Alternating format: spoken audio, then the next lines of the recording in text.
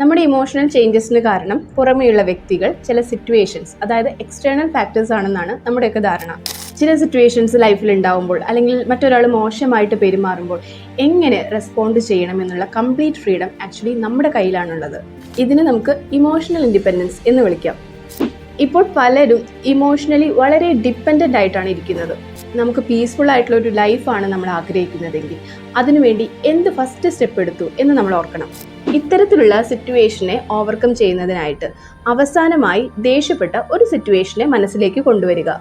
നിങ്ങൾ എങ്ങനെ പെരുമാറിയാലാണ് ഇത്തരത്തിലുള്ള സിറ്റുവേഷൻ ബ്യൂട്ടിഫുൾ ആയിട്ട് ഓവർകം ചെയ്യാൻ പറ്റും എന്ന് നിങ്ങളൊന്ന് വിഷ്വലൈസ് ചെയ്യുക. ഇങ്ങനെ ചെയ്യുമ്പോൾ നിങ്ങളുടെ ബ്രെയിന് മൾട്ടിപ്പിൾ ആയിട്ടുള്ള ഒരു ഓപ്ഷനാണ് നിങ്ങൾ കൊടുക്കുന്നത്. ഇത് നിങ്ങളിൽ ഒരു അവയർനെസ് സൃഷ്ടിക്കുകയും ഇനി ഇത്തരത്തിലുള്ള സിറ്റുവേഷൻസ് ഉണ്ടാകുമ്പോൾ ബെറ്റർ ആയിട്ട് അത് മാനേജ് ചെയ്യാനും നിങ്ങൾക്ക് സാധിക്കുന്നു. ഓർക്കുക, നമ്മുടെ ഇമോഷൻസ് നമ്മുടെ ഫ്രീഡമാണ്.